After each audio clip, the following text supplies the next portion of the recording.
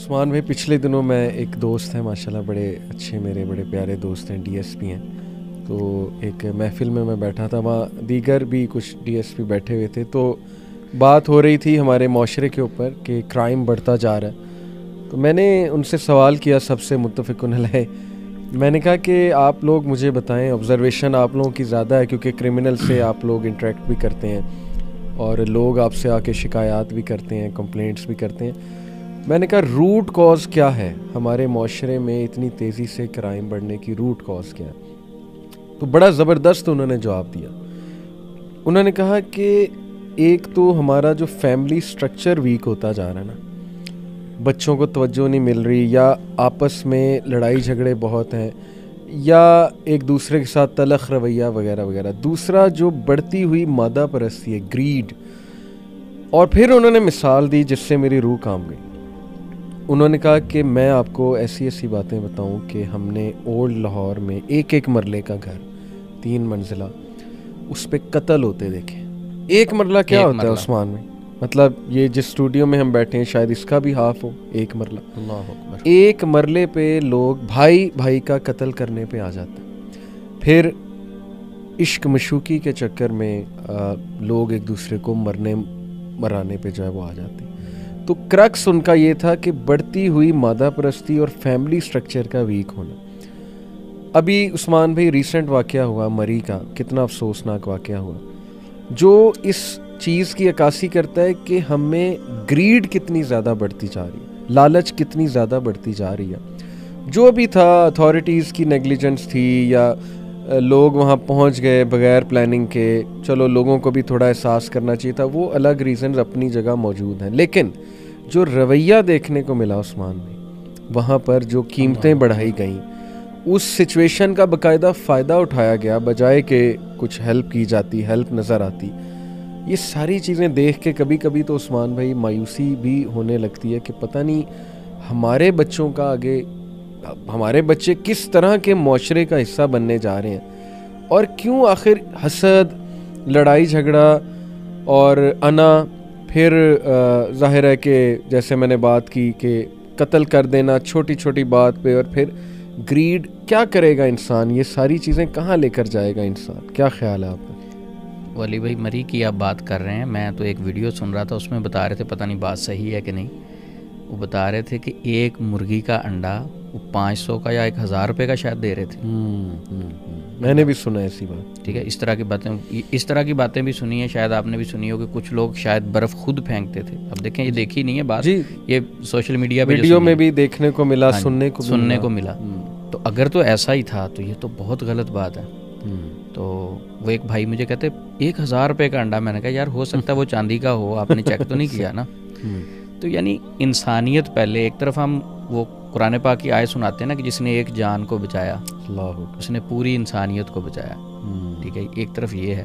دوسری طرف ایک مرلے کی جس طرح بات کر رہے ہیں, بھائی بھائی کو قتل کر دیتا, اور وہ بھائی ایک چارپائی پہ, ایک بیڈ پہ بیٹھ کے کھیلنے والے, ہاں جی, ایک برتن سے کھانے والے. بڑی محبت ہوتی بھائیوں میں, بہن بھائی. اور ایک وقت آتا اتنی مادہ پرستی کہ ایک مرلہ جگہ ہے اور اس کی خاطر بھائی بھائی کو قتل کر دے. یا یہ مری میں جو کچھ ہوا, میں تو یہ کہوں گا کہ یہ جو جتنے ٹورسٹ ہوتے ہیں یہ مہمان ہی علی بھائی سمجھیں گے ان کو. صحیح مہمان کی لسٹ میں ہیں نا جتنے. دیکھیں آپ ان سے چارج کریں, رینٹ چارج کریں, سارا کچھ ہے, لیکن پھر بھی آپ ان کو مہمان سمجھیں. وہ آپ کے پاس آئے ہیں. ہمارے پاس کوئی لاہور میں آتا ہے تو ہم اسے مہمان سمجھیں گے. ٹھیک ہے, جتنا اس کا رائٹ ہے کوئی کرنے کے بعد, جتنا تعاون ہو سکتا ہے تو ہم کریں گے. بے شک. مہمان نوازی پہ ایک میرے ذہن میں حدیث آئی. اسلام کی بات کرتے ہیں کہ اسلام کیا سکیچ پیش کرتا ہے مہمان نوازی کا, صلہ رحمی کا, دوسرے کو ترجیح دینے کا. یہ میں اس کی بات کرنے لگا ہوں جو سگا بھائی نہیں, صرف اسلامک بھائی, جس نے کلمہ پڑھا ہے وہ بھی آپ کا بھائی ہے. بے شک. نبی صلی اللہ علیہ وسلم بیٹھے ہوئے تھے, تشریف فرما تھے, تو ایک مہمان آیا, اس نے کہا مجھے بھوک لگی ہے, آ کے عرض کی. تو آپ صلی اللہ علیہ وسلم نے سب سے پہلے اپنے گھر میں پیغام بھیجا تو کھانے کے لیے چیز ہے. اب سارے گھروں سے جواب آیا سوائے پانی کے کچھ نہیں تھا. اب یہاں سے تھوڑا سا یہ بھی سمجھ لگتا ہے کہ صحابہ اکرام کی یعنی ترجیح کیا تھی؟ وہ تو آخرت تھی. گھروں میں کچھ بھی نہیں ہے کھانے کے لیے. ہمارے گھر میں مہمان آ جائیں, وہ 1 سال رہیں تو اتنی گندم بھی پڑی ہوتی ہے, باقی چیزیں بھی پڑی ہوتی ہیں. وہ کہتے پانی کے علاوہ کچھ نہیں ہے. صحیح. اب نبی پاک صلی اللہ علیہ وسلم نے صحابہ سے پوچھا کوئی ہے جو اس کی مہمان نوازی کرے؟ تو ابو طلحہ انصاری رضی اللہ تعالیٰ عنہ نے کہا کہ میں مہمان نوازی کرتا ہوں. صحیح. اب یہ واقعہ ذرا اگر ہم اس کو ڈیپتھ سے دیکھیں تو بڑی چیزیں سمجھ لگتی ہیں علی بھائی. اب مہمان کو لیا, گھر پہ چلے گئے, وائف سے پوچھا کھانے کے لیے کوئی چیز ہے؟ صحیح. بخاری شریف کی حدیث ہے. وائف سے پوچھا کھانے کے لیے کوئی چیز ہے؟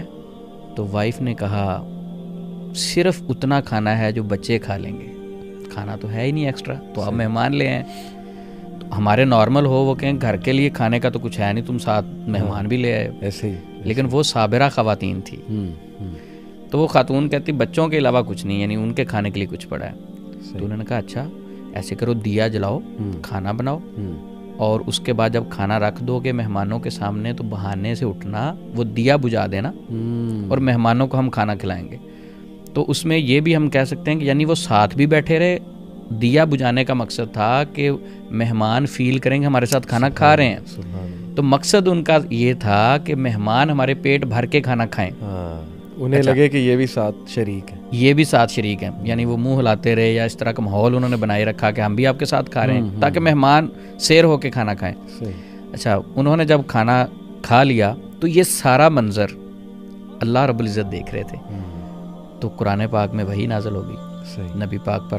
وہی کیا ہے, اللہ رب العزت نے وہی نازل فرمائی وَيُؤْثِرُونَ عَلَىٰ أَنفُسِهِمْ وَلَوْ كَانَ بِهِمْ خَصَاصَةٌ وَمَن يُوقَ شُحَّ نَفْسِهِ فَأُولَٰئِكَ هُمُ الْمُفْلِحُونَ. سبحان اللہ. وَيُؤْثِرُونَ عَلَىٰ أَنفُسِهِمْ وَلَوْ كَانَ بِهِمْ خَصَاصَةٌ. یعنی اس میں کہا گیا کہ وہ لوگ, کیا ہی وہ لوگ ہیں کہ اپنی ان کی ضرورت ہوتی لیکن دوسروں کو اپنے اوپر ترجیح دیتے ہیں. دوسرے لوگوں کو جو ترجیح دیتے ہیں اپنے اوپر, کیا ہی وہ لوگ ہیں. یعنی اللہ بھی مسکرا پڑے. نبی پاک نے فرمایا اللہ رب العزت مسکرا پڑے یہ آپ کا عمل دیکھ کے. اور اس کے بعد اللہ رب العزت نے فرمایا وَمَن يُوقَ شُحَّ نَفْسِهِ, جو اپنے نفس کی بخیلی سے بچا لیا گیا وہ شخص ہیں کامیاب. وَمَن يُوقَ شُحَّ نَفْسِهِ فَأُولَٰئِكَ هُمُ الْمُفْلِحُونَ. یہ ہیں فلاح پانے والے لوگ. تو میں یہ کہوں گا مری واقعہ پہ ہی اگر بات کریں, اگر آپ کے پاس وہ مہمان ہے نا, ایز اے مہمان دیکھیں یا ایز اے ضرورت مند دیکھیں, وہ مر رہے ہیں. صحیح بات. تو اس وقت اپنی ہر چیز پیش کریں. ایسے واقعات بھی آئے ہیں کہ کچھ لوگوں نے, شاید میں ایک ویڈیو علی بھائی سن رہا تھا کہ ایک آدمی نے اپنی بیٹی کے لیے نا وہ جہیز کا سامان بنا کے رکھا ہوا تھا. تو اس نے وہ ساری رضائیاں, وہ بھی مری کا ہی آدمی تھا, اس نے ساری چیزیں اٹھا کے لوگوں کو دے دی. کیا بات. دیکھیں اچھے لوگ بھی ہیں اور دیکھنے کو ملے ایسے واقعات. ایسے واقعات بھی ملیں کہ لوگوں نے تعاون بھی بہت کیا, اور بہت سے لوگوں نے مساجد کھول دی, اپنے سینٹرز کھول دیے, ہوٹلز, کچھ لوگوں نے ہوٹلز کھول دیے. سارے نیگیٹو نہیں تھے, سارے نیگیٹو. یہ کچھ جو نیگیٹو لوگ ہیں ہم ان کی بات کر رہے ہیں. اب یہ جو میں نے واقعہ علی بھائی آپ کو سنایا ہے, اب یہاں دیکھیں کہ اپنے بچوں کو, جو یہ بھی بچوں کے لیے کما رہے تھے اور ادھر بھی بچوں کا سلسلہ ہے, اپنے بچوں کا کھانا مہمانوں کو پیش کر دیا. اور مری میں اگر ان نیگیٹو لوگوں کو دیکھیں تو انہوں نے بچوں کے لیے کمانا تھا نا. صحیح بات. تو صرف سوچ کی بات ہے. اس